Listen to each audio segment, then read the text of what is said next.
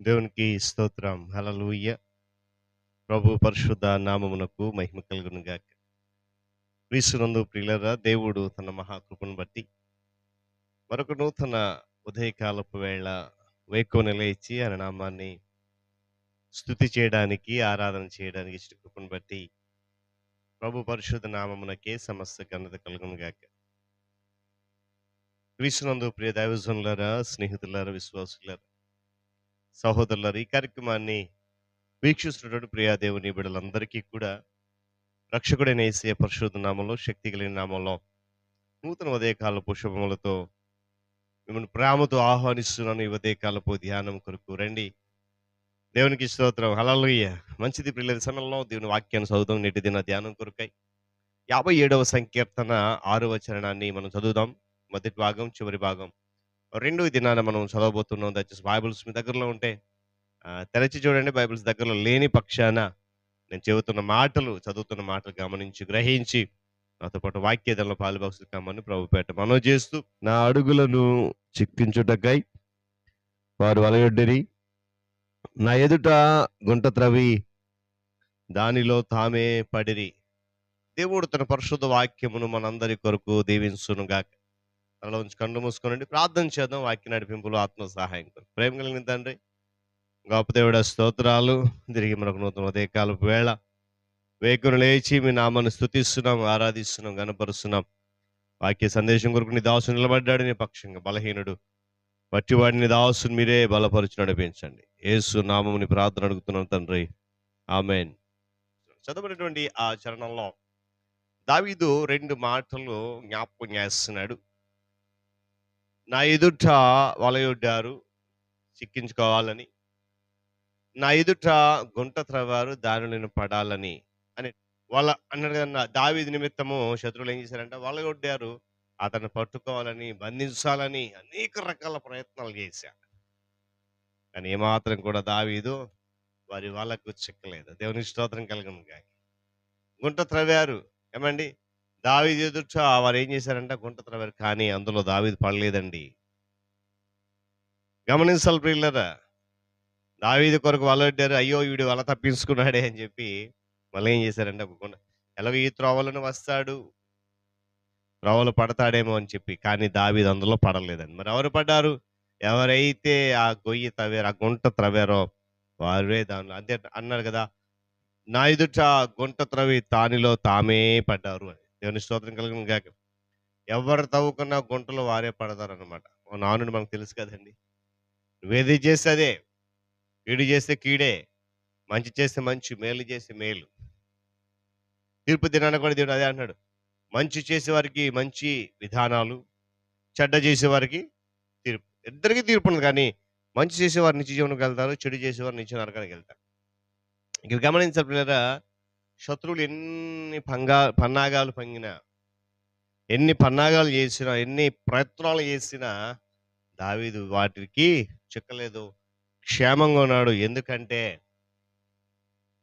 ఎందుకంటే దావీదు దేవుని రెక్కల క్రింద సురక్షితంగా ఉన్నాడు. దేవుని స్తోత్రం కలుగును గాక.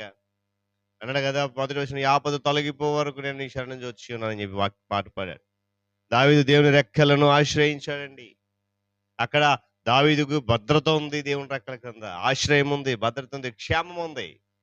గమనించాలి. ఇశ్రాయేలు దేవుడు ఏంటంటే యెహోవా రెక్కల కింద నువ్వు సురక్షితంగా ఉండడానికి వచ్చావు అని చెప్పి ఋతు గ్రంథంలో మాట ఉండదు. ఈరోజు దేవుని రెక్కల కింద ఎవరైతే మనం దాక్కుంటామో, ఎవరైతే దేవుని రెక్కల దగ్గరకు వస్తామో, ఎవరైతే ఆయన రెక్కల నీడకు చేరతామో, వారి విషయంలో దేవుడు అద్భుత కార్యాలు చేయగలుగుతాడు. దావీదుకు చేసినట్లుగా. నీ శత్రువులు ఎంతో మంది ఉంటారు. వారెవ్వరు కూడా నీ గురించి ఎన్ని ప్రయత్నాలు, ఎన్ని పన్నాగాలు పన్నినా, ఎన్ని కుట్రలు చేసినా, ఎంత ఆలోచన చేసినా అవేమీ జరగవంతే. కారణం ఏంటి తెలుసా? నీవు నీ దేవుడిని యెహోవాను ఆశ్రయించి ఆయన రెక్కల సురక్షితంగా ఉన్నావు గనుక మరి నేనేమి చేయలేరు. దేవుని స్తోత్రం కలుగును గాక. హల్లెలూయా. ఆయన రెక్కల కింద మాత్రమే మనం సురక్షితంగా ఉండగలమండి. ఆయన రెక్కల నిండా మాత్రమే మనకు క్షేమం ఉందండి. అందుకొరకే దావీదు నిర్భయంగా ఉన్నాడు, నిబ్బరం కలిగి ఉన్నాడు. దానికి కారణం కొండల మధ్య ఉన్నటువంటి గుహ కాదండి,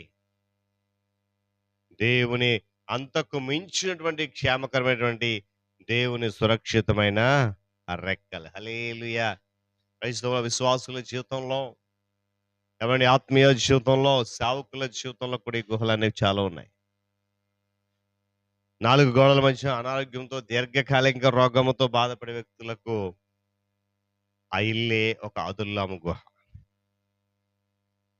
ఆ ఇల్లే కఠినమైనటువంటి ప్రాంతాల్లో కఠినమైన వ్యక్తుల మధ్య జీవించడమే గుహానుభవం.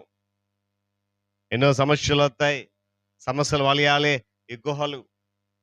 ప్రియ క్రైస్తవుడా, ప్రియ విశ్వాసి, దేవుని బిడ్డ గమనించి ఉదయకాలపు సమయంలో ప్రతి వారి జీవితంలో గుహానుభవాలు తప్పవండి. అయితే వాటిలో నిన్ను నన్ను ప్రేమించిన క్రీస్తు ప్రభువారే తోడుగా నీడగా నడిపిస్తున్నారు. హల్లెలూయా! గట్టిగా చెప్తాం హల్లెలూయా! ఏమండి పాటలు పాడే ఒక పెట్టె గురించి చార్లెస్ కెమెన్ అనేటువంటి ఒక ఆయన ఒక మాట చెప్పాడండి. చార్లెస్ కౌమెన్. ఒక పిట్ట అంట తన పంజరం మీద వెలుగు పడినప్పుడు అస్సలు నోరు విప్పేది కాదంట. యజమాని ఎంత చెప్పినా, ఎంత ఇది చేసినా కూడా ఆ నోరు విప్పి యజమాని కోరిక మేరకు ఏమాత్రం కూడా తన స్వరాన్ని బయటకి తీసేది కాదట. ఏదో ఒక చిన్న కూని రాగంతో ఊ ఊ అంటే ఆలపించింది. పూర్తి పాట మాత్రం ఎప్పుడు పాడేది తెలుసా? ఆ వెలుగు కప్పబడినప్పుడు, అంటే పంజరం మీద పడిన వెలుగు దుప్పటితో కప్పేసినప్పుడు లోపలంతా చీకటి వస్తేనే తప్ప ఆ పిట్ట స్వరం విప్పి పాడేది కాదంట. పిల్లలు ఈ పిట్ట వల్ల చాలా మంది చీకటి అలుముకుంటేనే గాని పాటలు పాడరు. చాలా మంది చీకటి అలుముకుంటే గాని ఆయన చెంతకు, ఆయన రెక్కల కిందకు రారు. గమనించాలి. గమనించాలి ప్రియులారా. దూతల పాటలు ఏమంటే పాటలు పాడతారు. దూతల పాటలు పాడేటువంటి పాటలు రాత్రి సమయంలో మాత్రమే వినిపిస్తాయంట. శ్రమలలోనే శ్రావ్యమైన గీతాలు ఆలపించాడు దావీదు. శ్రమలలోనే శ్రావ్యమైనటువంటి సంగీతాన్ని అలవాటు చేసుకున్నాడు దావీదు. గుహలో పాడేది చక్కగా బహుశా మరి ఎక్కడ కూడా దావీదు మొదటి గీతాలను పాడి ఆలపించకుండకపోవచ్చు, పాడకపోవచ్చు.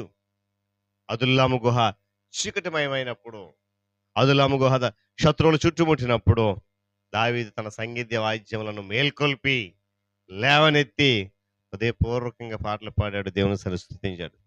కనుక ఈరోజు చీకటి అలుముకున్న నీ జీవితంలో, శ్రమలకు నీ జీవితంలో, బాధలకు నీ జీవితంలో, చుట్టూ నాకు ఏమి ఆ అంధకారం అయిపోయింది అనేటువంటి పరిస్థితి ఉంటే నువ్వు పాడగలవా?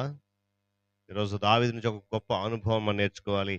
శ్రమలలో, కష్టాల్లో ఉన్నప్పుడు, కఠినమైన పరిస్థితులు ఉన్నప్పుడు ప్రభు నామాన్ని స్తుతించగలగాలి.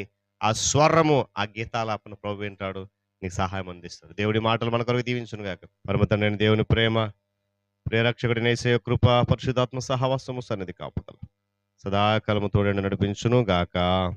ఆమేన్.